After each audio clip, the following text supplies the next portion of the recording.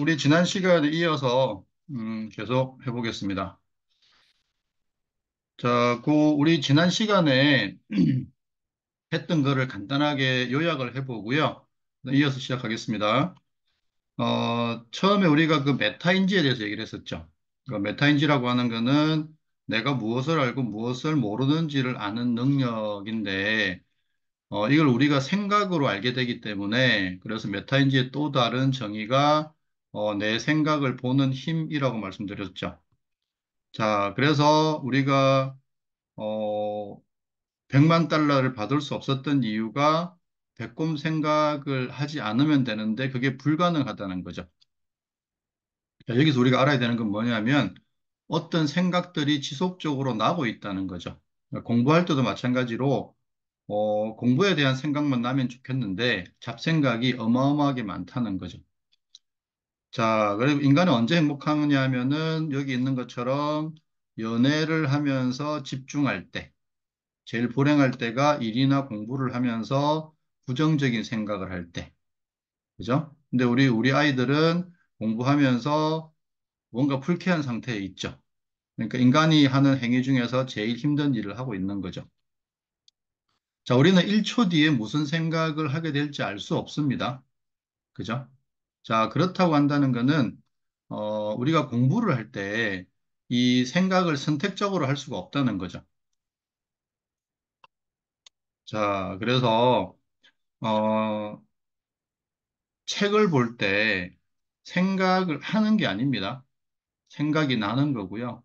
그 다음에 아이들이 책을 보다가 갑자기 손이 핸드폰으로 간다든지, 뭐 벌떡 일어나서 냉장고 문을 연다든지 할 때, 그 주의가 아이들이 일부러 그러는 게 아니라는 거죠. 그렇게 주의가 돌아간다는 거죠.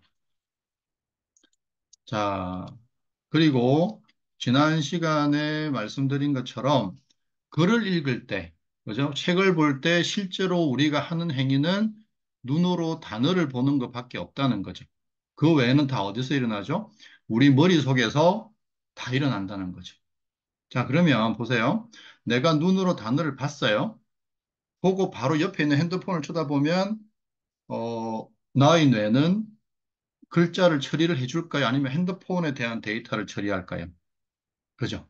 그래서 주의를 지속시키는 게 굉장히 중요한데, 주의 훈련을 하는 곳이 없죠. 그냥 학원 가서 열심히 공부해라, 뭐 이 정도지, 실제로 아이들에게 주의를 어떻게 써야 되는지에 대해서는 아무도 안 알려주죠. 자, 그래서 일단 공부에 대한 관점을 바꾸셔야 돼요. 자, 1초 뒤에 무슨 생각할지 알 수 있으세요? 아니면은 배꼽 생각을 안 할 수 있으세요? 그죠? 우리가 글을 읽으면 생각을 하는 게 아니고요. 어떤 생각들이 나는 거예요. 만약에 생각을 하는 거라면, 같은 생각을 할 수가 있어야 되는 거죠. 근데 볼 때마다 달라져요. 그리고 이해는 되는 거고요. 수학 문제의 풀이 방법은 생각을 하는 게 아닙니다. 어려운 문제를 만났을 때 수학에서 우리가 생각해서 푸나요? 사실은 생각을 기다리고 있죠. 기다리다가 어떤 아이디어가 딱 떠오르면 그 아이디어를 붙잡고 문제를 풀어나가는 거죠. 그죠? 그리고 주의는 내가 책에다가 주의를 주고 싶지만, 그죠? 그거는 이제 시작에 불과한 거고, 불과 몇 분 안 지나서 주의가 딴 데로 막 돌아가죠. 그죠? 그러니까 주의가 저절로 옮겨가는 거죠. 자, 사실은 생각보다, 우리가 공부에 대해서 잘못 알고 있는 게 되게 많아요.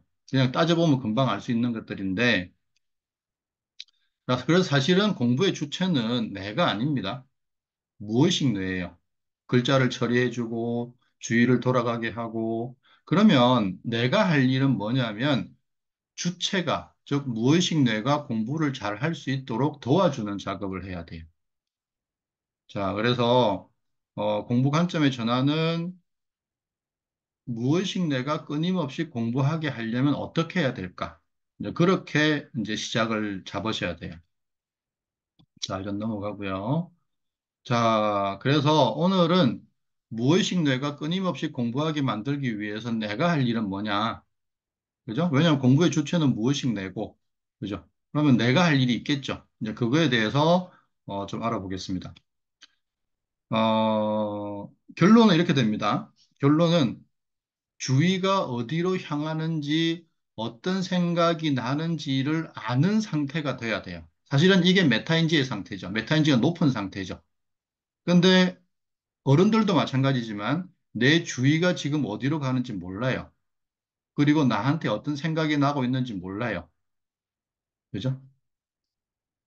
이게 이제 오늘 할 얘기고요. 이제 다음 세 번째, 네 번째 할 얘기가 뭐냐면은 우선 우리가 공부가 어떤 과정을 통해서 되어지는지를 아셔야 돼요. 그죠? 그냥 책만 열심히 보고 있으면 공부가 되는 건가요? 그죠? 그래서 우리가 공부가 되어지는 과정을 이해를 하게 되면 공부를 하는 방법이 바뀌게 돼요. 너무 그렇게 막 애쓰면서 공부할 때 애를 쓴다는 거는 공부를 하는 걸까요? 안 하는 걸까요? 안 하는 겁니다. 왜냐하면 나의 주의가 책에 가 있는 게 아니고 애씀에 가 있는 거예요. 그러니까 애씀을 만약에 감정이라고 본다면 감정에 가 있는 상태인 거죠. 그러면은 공부가 안 됩니다. 그죠?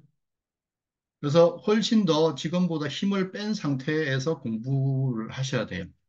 그리고 주의가 이제 다음 주에 할 얘기인데 책과 관련된 그러니까 책을 보다 보면 잡생각도 나고 책과 관련된 생각도 나죠. 그랬을 때 우리가 책과 관련된 생각만 취사 선택을 할 수 있느냐 이런 문제가 생기죠. 자, 그래서 오늘은 주의 훈련과 생각 기다리기에 대해서 얘기를 좀 해보겠습니다.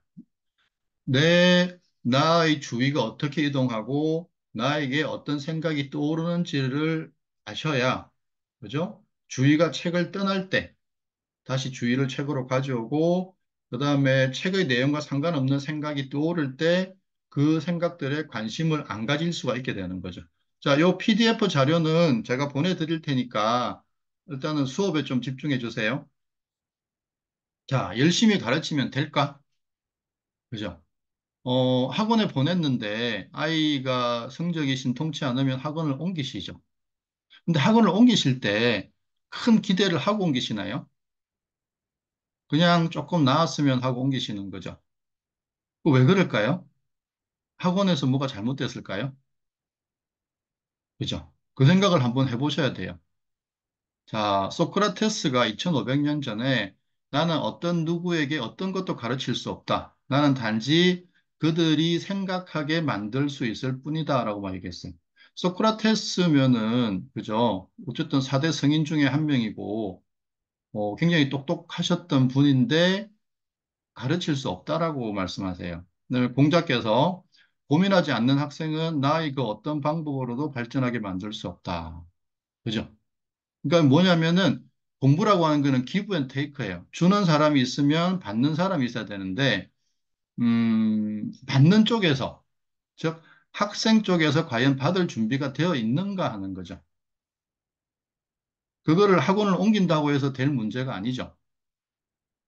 자, 그래서 그러면 학생이 잘 받기 위해서는 어떤 상태여야 되느냐, 그리고 어떤 연습을 해야 되느냐, 그죠? 그 운동선수들이 제일 중요하게 생각하는 게 기초 체력이잖아요. 기초 체력이 있어야 뭔가 테크닉을 배워서 이렇게 인류 선수가 되는 거잖아요. 그래서 지금 우리가 하는 얘기는 이제 기초 체력에 관한 얘기를 하는 거예요. 자, 혹시 숙제를 해보셨나요? 제가 지난 문자로 보내드렸었는데 우리가 곰곰이 따져보면요. 생각을 한다, 생각이 난다라는 관점에서 보면 사실은 생각이 나는 게 훨씬 많죠. 그러니까 뇌과학자들의 연구 결과에 의하면 하는 생각은 5% 정도 되고요. 나는 생각이 95% 정도 돼요. 자, 그럼 우리가 공부를 할 때 95% 정도의 생각이 난다면 우리가 신체 취사 선택을 할 수가 없다는 얘기죠. 어떤 생각이 나는지. 그러니까 예를 들어서 공부와 관련된 생각이 많이 날지, 공부와 관련 없는 생각이 많이 날지 취사 선택이 안 된다는 거죠. 하지만 주의 훈련을 하면 공부와 관련된 생각의 양을 퍼센트를 훨씬 늘릴 수가 있어요. 자, 그다음에 혹시 화에 대해서 체크를 해보셨나요?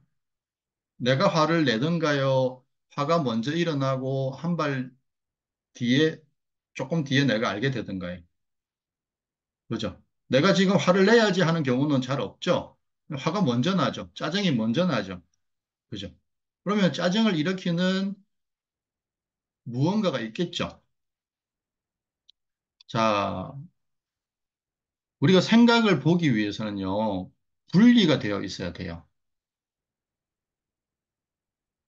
그러니까 내가 생각한다 이렇게 되면, 그러니까 떠오르는 생각마저도 내가 생각하는 거야라고 하는 순간 그 생각은 보이지 않게 돼요. 그죠? 그리고 바로 행동이나 말로 옮겨져 버리죠. 아이들이 공부를 할 때도 마찬가지예요. 내가 공부한다, 내가 이해한다, 이렇게 되어 있는 순간 자기에게 떠오르는 생각이 안 보이게 돼 있어요. 즉, 메타인지가 낮은 상태인 거죠. 자, 그래서, 우리는 첫 번째로 해야 될 건 뭐냐면은 생각을 보기 위해서는 생각과 분리가 돼야 돼요. 자, 공부하기 싫어라는 생각을 일부러 하는 학생이 있을까요? 그런 경우는 없습니다. 그런데 공부가 하기 싫어라는 생각이 끊임없이 일어나고 있어요. 그죠? 그리고 아이들은 공부하기 싫다는 생각이 저절로 떠오를 때, 이거는 내가 한 내 생각이야. 오케이, 공부 그만해. 라는 행동으로 옮겨져 버리죠. 자, 그래서 자녀가 어리더라도 이 질문을 계속 하셔야 돼요.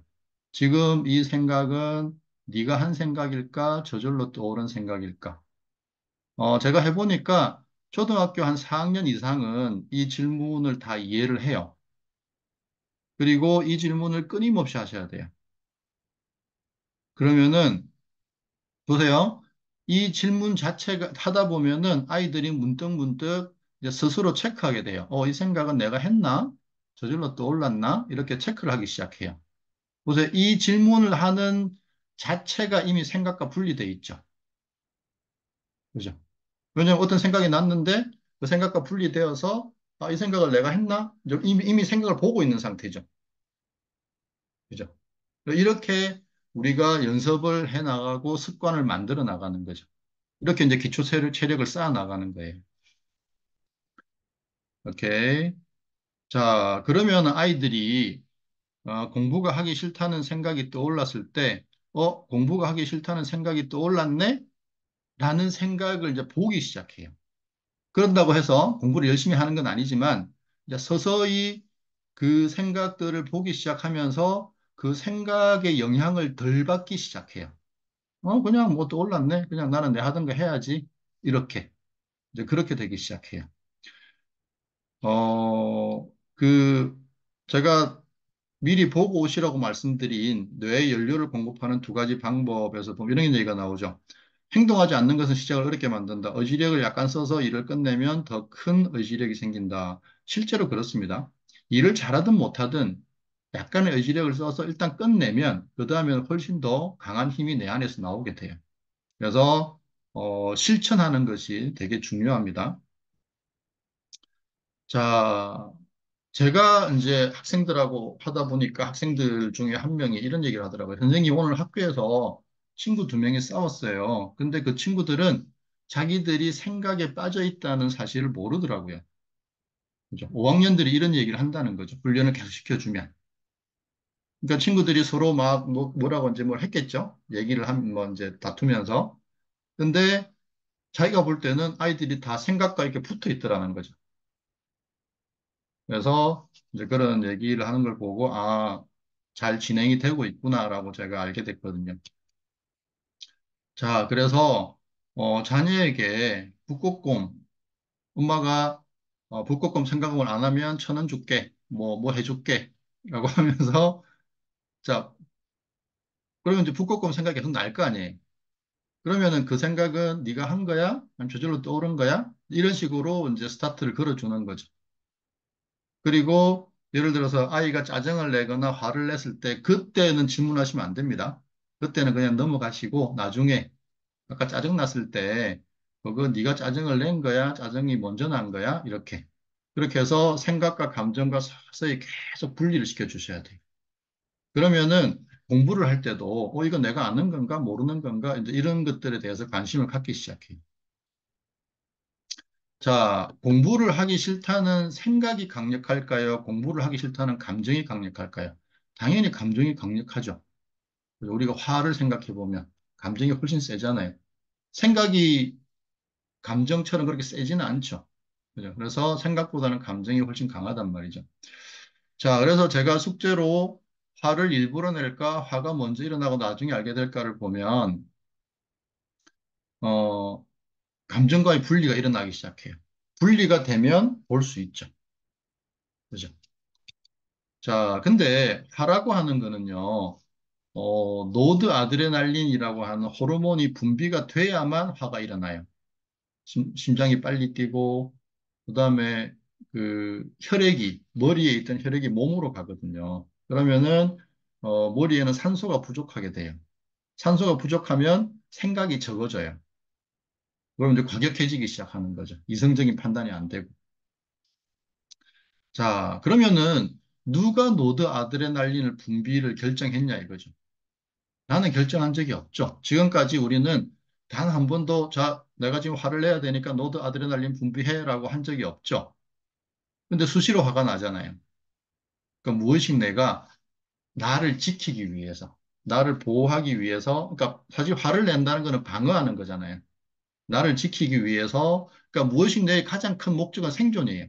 생존하기 위해서 노드 아드레날린을 수시로 분비하는데, 우리는 그래서 항상 화는요, 화나 짜증이나 이런 것들은 일어난 다음에 알게 돼요. 그래서 아이들에게 계속 생각과 감정을 볼 수 있는 질문을 하다 보면 아이들이 그 공부하기 싫다는 감정을 보기 시작해요.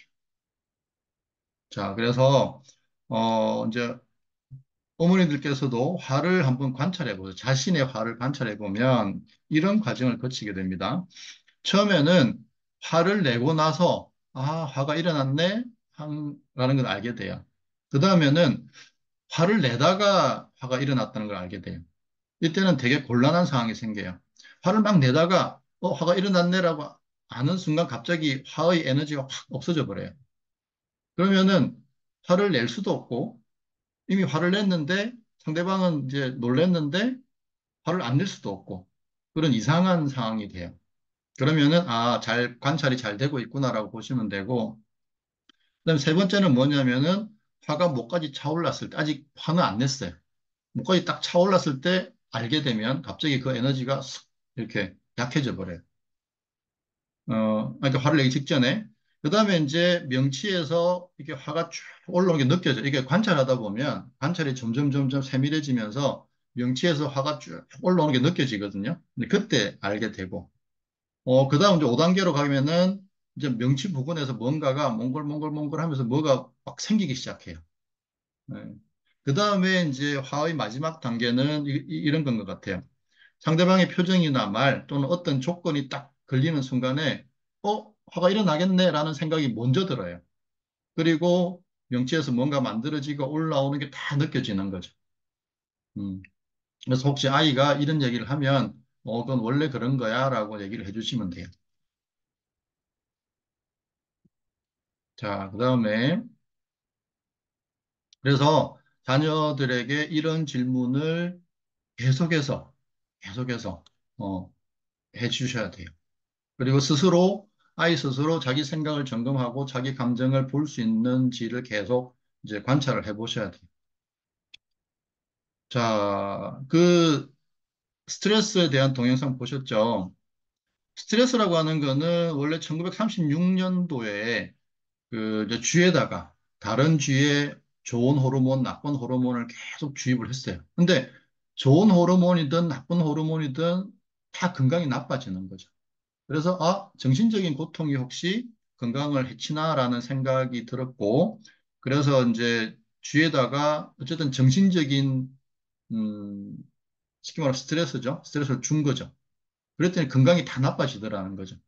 그래서 1936년도에 물질 주입 없이 정신적 고통만으로도 건강이 나빠진다라는 연구 결과가 발표가 됐어요. 근데 하필 이 연구비를 후원한 데가 담배 회사였어요. 그래가지고 이제 스트레스는 나쁘다라는 걸 홍보하기 시작한 거죠. 왜냐하면은 담배를 피면 순간적으로 이제 위안을 얻으니까. 어. 그래서 전 세계적으로 이 담배 회사가 이 자금력이 좋잖아요. 그래서 전 세계적으로 이게 확산이 돼버린 거죠.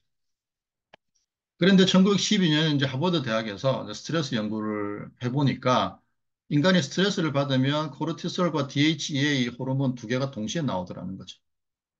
그리고 코르티솔은 이제 혈관벽에 상처를 낸대요. 그러면은 백혈구가 일을 해야 되잖아요. 그럼 백혈구 숫자가 줄어들겠죠. 그럼 면역력이 약해지고 그게 지속되면 이제 암까지 걸린다는 연구가 됐고 DHEA는 뭐 좋은 게 되게 많아요. 어쨌든 우리에게 필요한 거는 집중력과 인지력을 높이더라는 거죠. 자, 그래서 이제 하버드 대학에서 무슨 연구를 했냐면 한쪽은 그냥 스트레스가 나쁘다고 알고 있는 사람들, 한쪽은 설득을 한 거죠. 스트레스는 좋은 거야. 집중하게 해주고 노력하게 해주고 설득을 한 다음에 호르몬 수치를 비교했더니 그 코르티솔 호르몬은 변하지 않는데 DHEA가 훨씬 많이 나오더라는 거죠. 자, 그래서 우리가 스트레스에 대한 자녀의 관점을 바꿔주셔야 돼요. 그죠? 그래서 그 동영상을 보여주시고, 말로 설명해 주시고, 반복적으로 얘기를 해주면, 아이들이 스트레스는, 스트레스가 좋아서 좋은 게 아니고, 스트레스를 좋다고 믿어야 내가 건강해지니까, 이제 그렇게 얘기를 하기 시작하고, 스트레스를 보는 관점이 좀 바뀌어요. 네.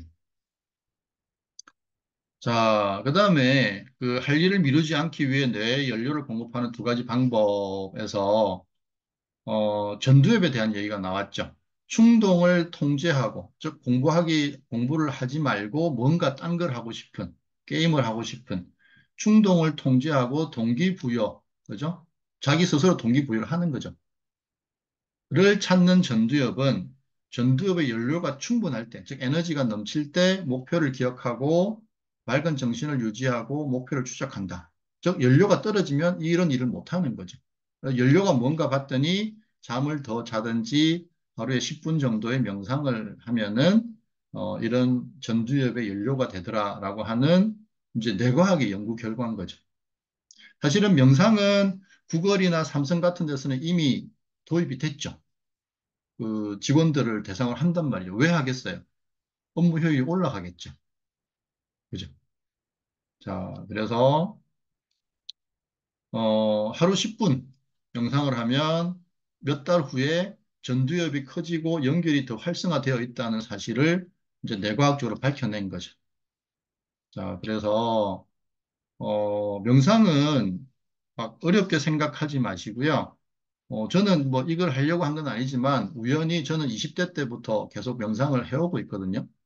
물론 매일 하진 않지만 그냥 생각나면 하고 뭐 이럴 때가 더 많지만 그냥 편안하게 앉거나 누워서 숨 쉬는 거에만 집중하는 거죠. 다른 거에는 집중 안 하고. 그러다가 보면은 잡생각이 빠져 있거든요. 그럼 다시 숨 쉬는 거에 가져오고 다시 가져오고 다시 가져오고 그것만 하시면 돼요. 근데 10분 동안 명상을 해보시면요. 100% 잡생각이 빠집니다. 근데 하면 할수록 이 호흡에 집중하는 시간이 점점 길어진다는 걸 느끼게 돼요. 그건 무슨 말이겠어요? 우리 전두엽이 점점 조밀조밀해지고 활성화되고 있다는 거죠. 자, 그런데요, 우리가 명상을 할 때 호흡에 집중하잖아요. 근데 그 대상을 책으로 바꾸면 그게 공부가 되는 거예요. 그러니까 호흡에 주의를 두는 시간이 길어지면 책에 주의를 두는 시간이 길어지게 돼요. 이해되시죠? 오케이. 자, 이것도 제가 보내드렸죠. 공부머리 학습법. 우리 아이들은요, 굉장히 학습에 있어서 수동적이죠. 학원에 가면 능동적으로 공부할까요? 수동적으로 공부할까요?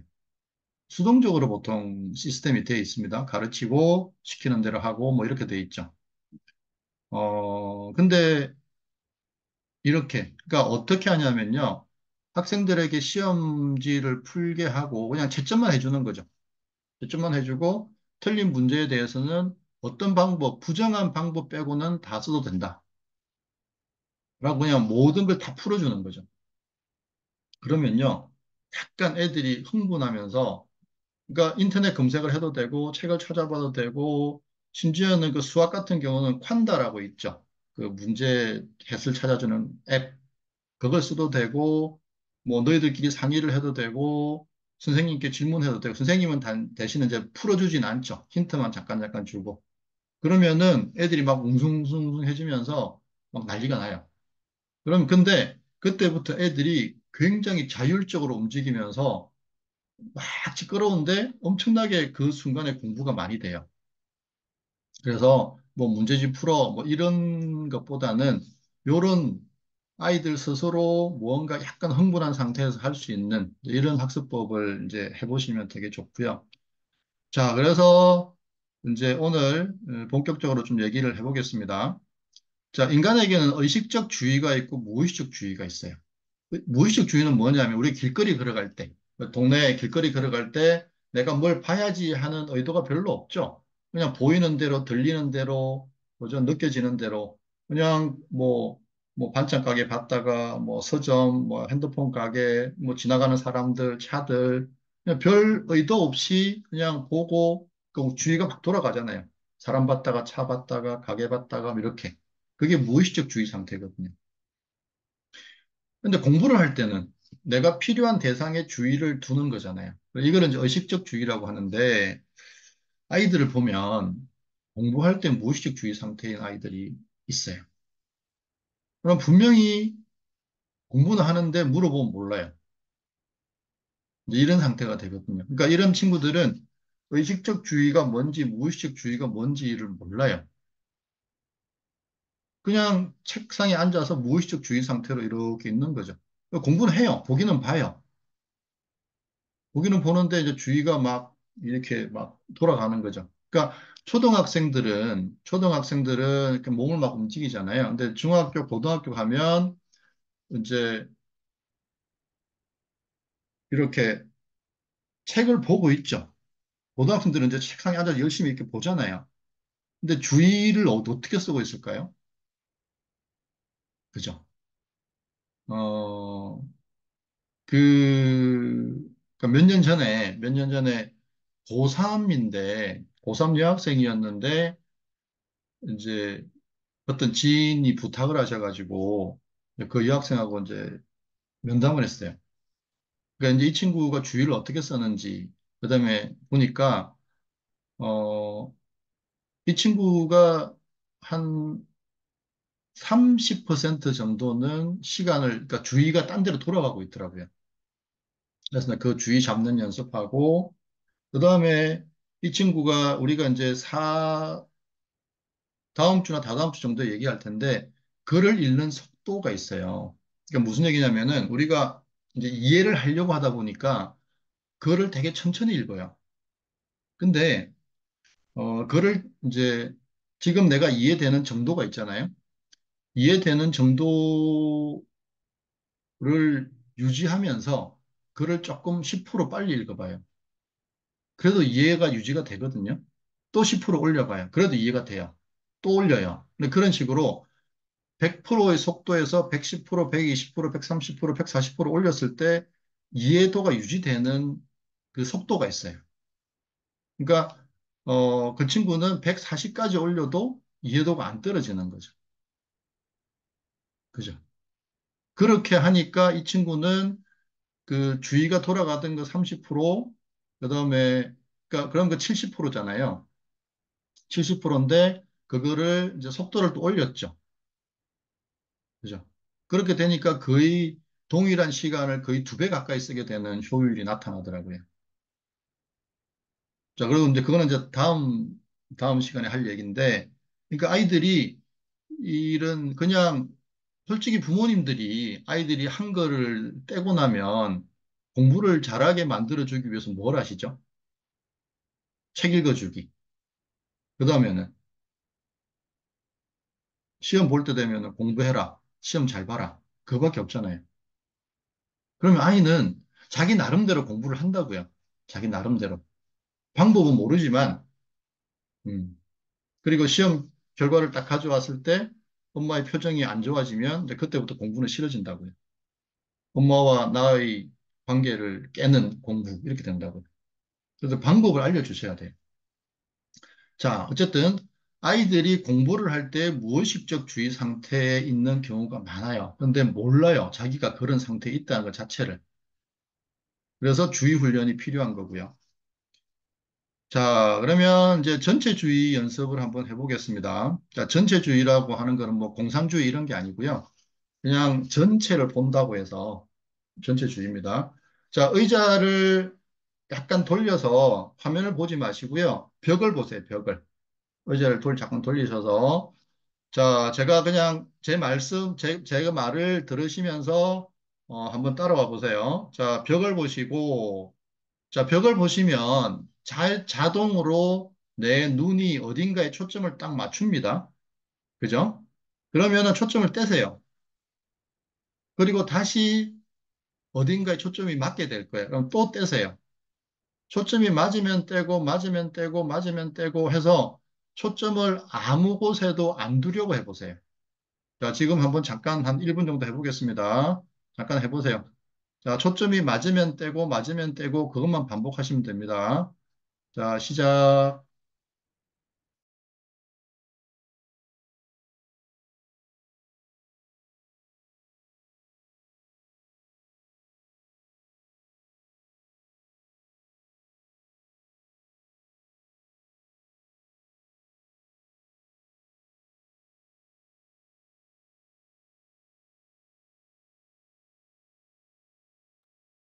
자, 그만.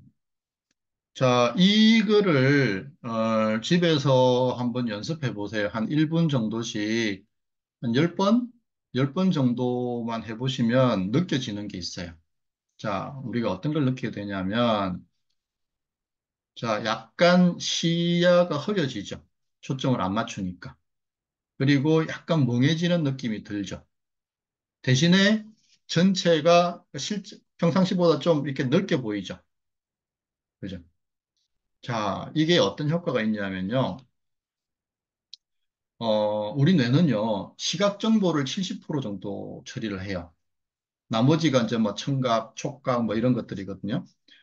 자, 우리가 생각이 난다라고 했잖아요. 그러니까 생각이 나기 위해서는 뭔가 자극이 필요하죠. 즉, 시각 자극이 생각을 일으키는 가장 큰 요인이에요. 혹시 느끼셨는지 모르겠는데, 전체 주의를 하게 되면요, 생각이 적게 일어나요. 일어나는 생각의 개수가 줄어요. 그리고 생각이 적게 일어나면요, 마음이 편안해져요. 왜 그러냐면, 그 뇌과학자들이 연구를 해보니까 인간 생각의 85%는 부정적인 생각이에요. 이것도 생존 때문에 그래요. 나를 생존하기 위해서 부정적인 생각으로 일어날 위험들을 미연에 방지하고자 하는 거죠. 그래서 긍정적인 생각을 하는 사람들은 원시 시대에 아마 빨리 죽었을 거예요. 음. 이제 부정적인 생각을 하니까 아, 겨울이 오니까 미리 음식을 준비해 놔야지. 음식이 준비가 잘 안 되네. 어떡하지? 막 이제 그렇게 한 사람들은 이제 겨울을 잘 지냈을 거고 뭐 잘 될 거야? 그런 사람들은 겨울에 굶어 죽었겠죠. 그죠? 그래서 인간은 생존을 위해서 85% 정도는 부정적인 생각이 일어나게 돼 있어요. 그래서 생각의 개수가 적어지면 인간은 마음이 편해져요.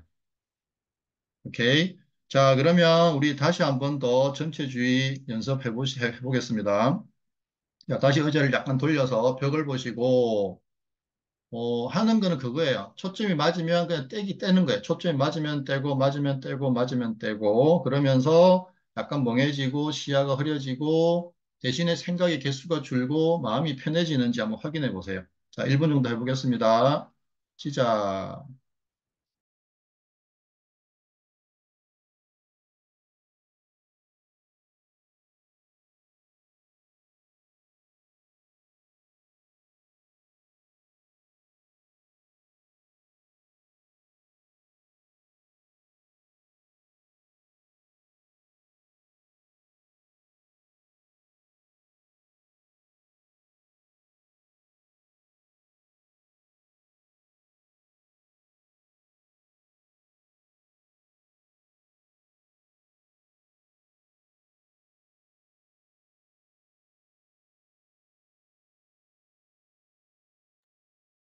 자, 그만.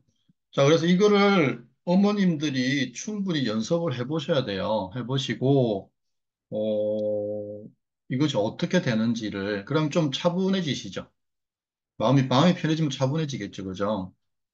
그리고, 어, 그래서 이제 전체주의를 연습을 한 10번 정도만 해보시면 이 상태를 이해를 하게 돼요. 아, 생각이 적어지고 마음이 편해지는구나. 이걸 이해하게 되시거든요. 즉, 우리가 생각을 줄이려고 노력하는 거는 생각이 안 줄어듭니다. 즉, 자극 자체를 줄여야 되는데 시각 자극이 제일 많기 때문에 시각 자극 자체를 줄여버리는 거예요. 그래서 초점을 안 맞추는 거죠. 그러면 생각이 적게 일어나고 부정적인 생각이 적어지니까 마음이 편해지고. 자, 그래서 우리가 전체주의 연습을 하다 보면요. 이거는 뭐 일주일 안에 그냥 전체주의 해야지 그럼 바로 탁 들어가져요. 사실은 전체주의가 공부를 하기 위한 시작 스타트거든요. 그리고 나중에는 우리가 구구단처럼 우리가 구구단을 처음 배울 때는 덧셈으로 하죠. 2는 2, 2는 4 이런 식으로. 근데 이제 나중에 하다 보면 어떻게 돼요? 자동화 되죠. 그죠? 그런 것처럼 전체주의도 계속 연습하다 보면 자동화가 돼요. 그러다 보면은 공부를 시작할 때는 항상 내가 의도하지 않아도 전체주의 상태로 딱 들어가고 그때부터 공부를 시작하게 돼요. 그래서 전체주의 연습을 어머님들이 충분히 해보시고 그다음에 어떻게 변화 과정이 일어나는지를 체험하시고 그다음에 이제 아이들에게 전체주의 연습을 계속 시켜주는 거죠. 이렇게 자, 근데 이제 초등 저학년들은 뭐 1학년, 2학년 이런 친구들은 안 되죠. 이게 말 자체를 잘 이해를 못 해요. 그때는 이제 이렇게 주의 훈련을 시키는 거죠. 눈을 감고요. 숨 쉬는 거 외에는 절대 못 움직이게 해보세요. 근데요, 아이들이 그러면 이렇게 뭐 발가락, 발을 움직인다든지 손을 움직인다든지 하는데 본인이 인식을 못 해요. 당연하겠죠. 그때마다 얘기를 해주는 거예요. 손가락 움직였네? 고개가 왼쪽으로 돌아가네? 뭐 이렇게. 그러면은, 그때는, 아이들이 고개가 이렇게 되거나 손가락 움직이는 거는 생각에 빠져 있는 거예요. 그러니까 뭐 친구 만나서 막 놀고 있는 중이죠. 그러다 보니까 자기 몸이 움직이는 거를 인식을 못 하는 거죠. 그래서 이거를 해주면, 제가 해보니까 아이들이 되게 많이 좋아져요. 음. 그래서 이제 이 전체주의가 힘든 친구들은 이렇게 뭐 3분도 괜찮고요. 그렇게 해서 숨 쉬는 거 외에는 아무것도 못하게 하는 거죠. 그러면은 자기의 주의가 온 몸으로 갈 수밖에 없어요. 그죠? 머리끝부터 발끝까지 주의가 딱 가 있어야만 안 움직이잖아요. 그리고 그 주의를 두는 시간이 점점 길어지기 시작하는 거죠. 그리고 그 대상이 그냥 책으로만 바뀌는 것 뿐이거든요. 그럼 책에 주의를 두는 시간이 길어지게 돼요. 이렇게. 자, 이제 우리가 전체 주의가 됐다고 볼게요. 약간 시야가 흐려지고, 약간 멍해지고, 마음이 좀 편해지고, 생각이 좀 적게 일어나고. 그죠? 그 상태에서 이제 글을 읽어보는 거죠. 또는 문제를 풀어보는 거죠. 그러면 3분 안에 아이들은 무조건 잡생각에 빠지게 돼 있어요. 그러니까 우리가 얼마나 힘든 일을 하는지를 알게 돼요. 우리가 3분이 짧기 때문에 3분 정도는 글을 읽으면서 잡생각이 안 빠질 것 같죠. 오늘 수업 끝나고 어머님들 한번 해보세요. 무조건 빠지게 돼 있어요. 잡생각이. 훈련이 안 돼 있기 때문에. 그죠? 근데 이제 3분이 되면 5분, 5분이 되면 10분, 이렇게 시간을 점점 늘려가는 거죠. 그러니까 막 공부시키려고 하지 마세요. 별로 의미가 없어요. 그죠? 주의력이 약한 상태에서 공부를 하잖아요. 그러면 초등학교, 중학교, 고등학교 가잖아요. 성적이 오르던가요? 그냥 계속 그 상태죠. 그러니까 주의력 자체가 변하지 않았기 때문에 그게 학년이 올라간다고 해서 성적이 올라가는 게 아니에요. 자, 그래서, 어, 한 15분 정도 주의력을 유지할 수 있으면요. 그 친구는 이제 상당히 공부를 잘하는 친구가 될 거예요. 자, 그리고 이제 요 훈련이 되어지면요. 공부를 하다가 이제 주의가 뭐 친구 생각이나 게임이나 이렇게 옮겨가려고 할 때 딱 인식이 돼요. 그러면 이렇게 가져와요. 그러니까 그 학교에서 전교권에 있는 친구들은 그냥 이런, 뭐라 그럴까, 이런 시스템이 장착이 돼 있어요. 뭐 훈련받은 것도 아닐 텐데, 어쨌든 그래서 공부를 하다가 잡생각이 들면 다시 탁 돌아오고 돌아오고 돌아오고 이게 세팅이 돼 있는데, 그렇지 않은 경우는 이제 훈련을 통해서 이거를 이제 장착을 시켜줘야 돼. 시스템을 만들어줘야 돼. 그래서 전체 주의가 되고, 이제 예를 들어서 이제 우리가 시간으로 할 수도 있고요. 3분을 해서 할 수도 있고, 아니면은 이렇게 이제 전체 주의를 하고 글을 읽다가 뭐 한 15분, 20분 뒤에, 너 잡생각이 몇 번이나 빠진 것 같아? 그럼 몰라. 그러면 엄청나게 많이 빠진 거고요. 세 번, 네 번 이렇게 얘기하는 친구들은 이제 딱 이게 주의가 책에 두고 있었던 거죠. 음. 자, 그 다음에 이제 제가 하나 더 팁을 드리면, 이제 제가 아이들에게 가르칠 때 이렇게 해요. 너는 생각이 일어나는 걸 막을 수가 없어. 대신에 생각이 일어나고 인식하고 다시 주의를 책으로 가져오는데 3초 정도 걸려. 그래서 3초 만에 다시 주의가 책으로 돌아온 거는 생각에 빠진 게 아니야. 라고 얘기를 해주거든요. 이해되시죠? 우리가 잡생각이 나는 걸 막을 수는 없잖아요. 공부하는데 갑자기 친구 생각이 팍 나요. 뭐 어떡하겠어요? 대신에 생각을 인식이 되고 다시 책으로 돌아온 3초, 사실은 3초도 안 걸려. 한 1초면 되는데, 어쨌든 3초 안에 주의가 돌아오면 그거는 생각이 빠진 게 아니야. 카운트에서 빼라고 하거든요. 그러면 이제 아이들이 15분 동안 선생님 저는 한 번도 안 빠졌어요. 이제 이런 결과가 나오기 시작해요. 훈련을 계속 시켜주면. 자, 그다음에 생각 기다리기는요. 이런 겁니다. 말 그대로 생각을 기다려 보는 거죠. 그리고 종이에 적어 보는 거죠. 이거는 진짜로 지금 해볼 겁니다. 어, 지금부터 제가 제 노트북 시계로 48분까지 해볼 테니까요. 뭐 종이든 컴퓨터든 그냥 떠오르는 생각을 적어보는 거죠. 자, 준비해 주시고요. 뭐 종이든 컴퓨터든 아니면 그냥 손가락으로 세셔도 되고 이렇게. 그죠? 자, 3분 동안 해보겠습니다. 자, 그냥 떠오르는 생각을 적거나 개수를 세거나 하시면 되는 거예요. 자, 자, 준비. 자, 3분입니다. 시작.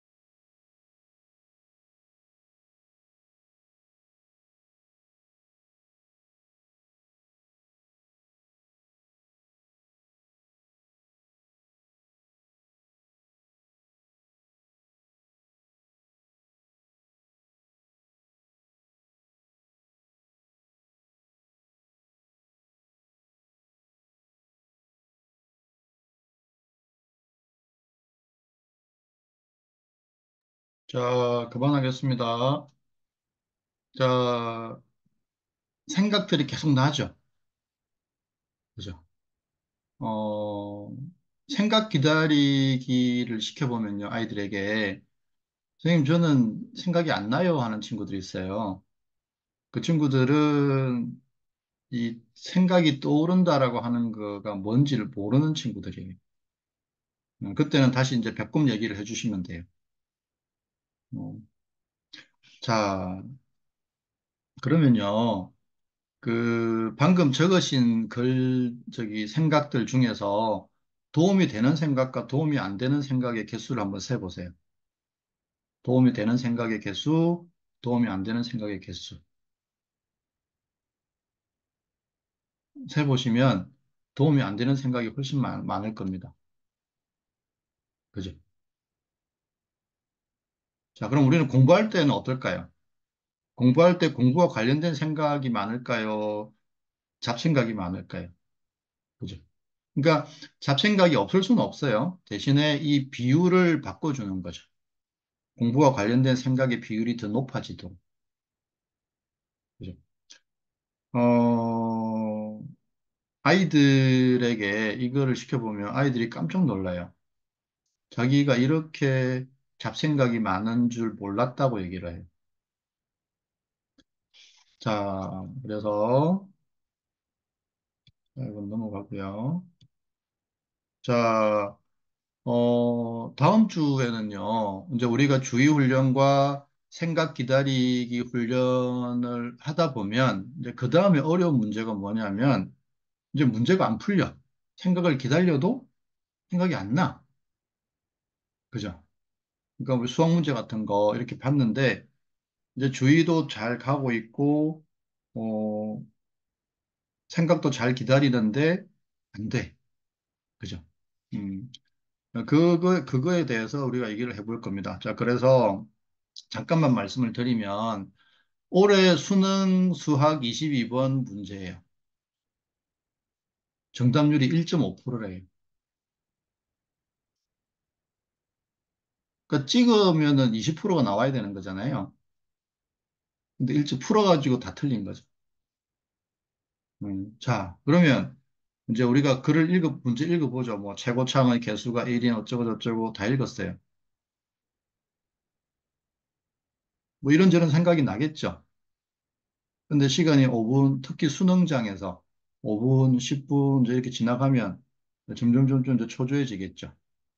초조함에 주의를 뺏기는 순간, 그때부터는 문제는 안 풀리는 거죠. 그죠?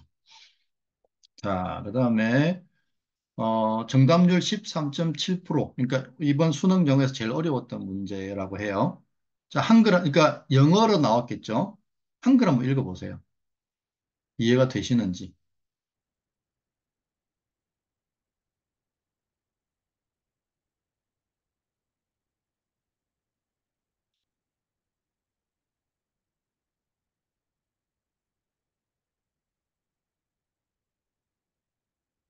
이해되세요? 저는 잘 이해가 안 되던데. 그죠? 그러니까 아이들이 이런 걸 하고 있는 거예요. 고등학생이 되면. 그래서 고등학생이 되면 그냥 수고한다라고 해야 돼요. 사실은. 진짜 어려운 걸 하고 있거든요. 자, 그럼 이런 거를 잘하려면 어떻게 해야 될까요? 그죠? 그 우리가 문해력 그러는데, 이게 보통 일이 아니죠. 그래서 고등학교 그 수능 영어 강사들이 보면 영어를 가르치는 게 아니에요. 이 글을 어떻게 분석할 것인가, 그걸 가르쳐요.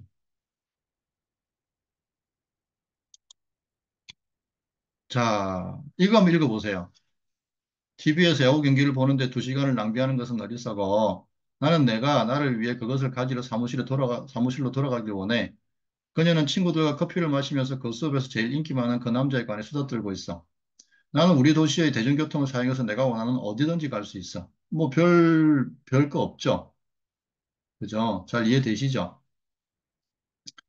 자, 이거 한번 읽어보세요. 그건 어리석다 낭비하려고 2시간 보는데 야구 경기 TV에서. 난 원해 너 갈 뒤로 사무실로 오들 그건 나를 위해. 그녀는 마시고 있어 커피 친구들과 수다 떠는 중 그 남자에 관해 제일 인기 많은 그 수업에서. 난 갈 수 있어 어디든 내가 원해 사용해서 대중교통 우리 도시에. 이해는 되지만 약간 시간이 걸리죠. 이거 뭔지 아시겠죠? 영어예요, 영어. 자, 글도 이런데 소리가 이렇게 들려온다고 생각해 보세요. 이해되겠어요? 지나가 버리는데. 그럼 영어에서 중요한 게 뭘까요? 문법 많이 알고 단어 많이 알고 해석 많이 하면은 이 시차가, 시간 차이가 극복이 될까요? 그죠? 그래서 중요한 건 뭐냐면요. 이제 이거를 영어로 쓰는 거예요. 그래서 우리가 공부를 할 때 되게 중요한 게 뭐냐면은 궁금해져야 돼요.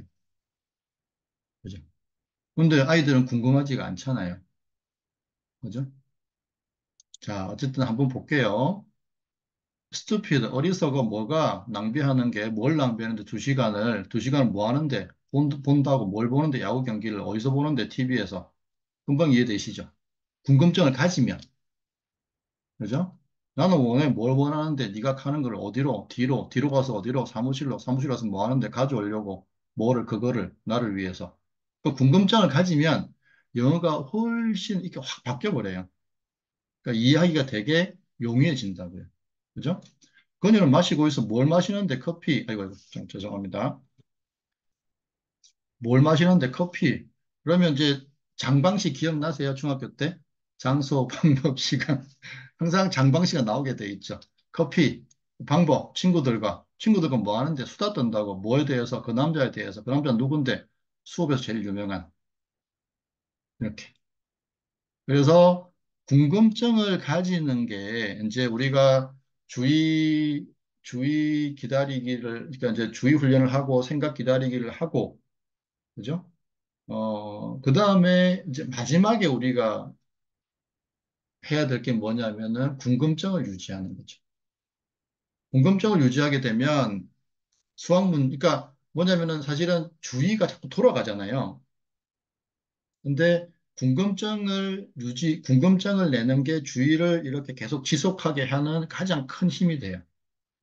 그래서 이제 궁금증이라는 의도를 이제 가지게 되는 게 이제 마지막 단계가 되거든요. 근데 아니면은 몰입으로 들어가든지, 몰입으로 들어가면은 궁금증이 아니라 그냥 어떤 상태로 계속 지속하게 되거든요. 그렇게. 자, 그래서 이번 주 숙제는 이제 떠오르는 생각들을 종이에 적어 보는 거죠. 그러니까 실제로 해보셔야 돼요. 그러니까 자녀한테만 하라고, 그러니까 저 자녀한테는 예를 들어서 그냥 말로 하라고 그래도 돼요. 지금 떠오른 생각들을 말로 해봐. 그러면은 아이들이 생각이 떠오른다는 그게 익숙해져야 돼요. 그러니까 말할 수 있다는 거는 이미 생각과 분리된 상태죠. 보고 있는 상태고. 그죠? 그 다음에 이제 자녀들이 공부를 하게 될 때는 이제 전체주의를 알려주시고, 그래서 전체주의 하고, 이제 공부를 항상 이렇게 하도록. 그러다 보면은 전체주의가 처음에는 뭐 한 시간이 뭐 30초, 1초, 1분 정도 걸리지만, 한 일주일 안에 그냥 의도만 딱 가지면 바로 전체주의 상태로 싹 들어가거든요. 생각이 적어지고 마음이 편안한 상태로. 그리고 공부하다가 그게 깨지면 다시 전체주의 잠깐 하고 들어가고, 잠깐 하고 들어가고, 이렇게. 그다음에 이제 명상을, 그러니까 호흡에만 집중하는 거. 그러면은 이제 전두엽, 쉽게 말하면은 이게 뭐, 아까는 뭐, 목표를 기억하고 뭐 이런 게 있었는데, 그냥 쉽게 말하면 머리가 엄청 맑아져요. 명상을 계속하면. 네. 그래서 이것들을 해 주시면은 이제 또 다음 주에 이어서 이제 이것들을 하게 될 거예요. 우리가 어떤 상태에서 기다리고 그러니까 기다리는 거를 아이들이 되게 힘들어해요. 문제가 안 풀 때도 힘들어하잖아요. 힘들어하는 것이 공부를 하는 걸까요? 안 하는 걸까요? 그 주의가 이미 돌아간 상태예요. 이해되세요? 주의가 수학 문제에 있지 않고 힘들어하는 자신의 감정으로 이미 주의가 돌아간 거예요. 그 상태에서 주의가 돌아가지 않게 해주는 것이 이제 궁금증이라고 하는 거죠.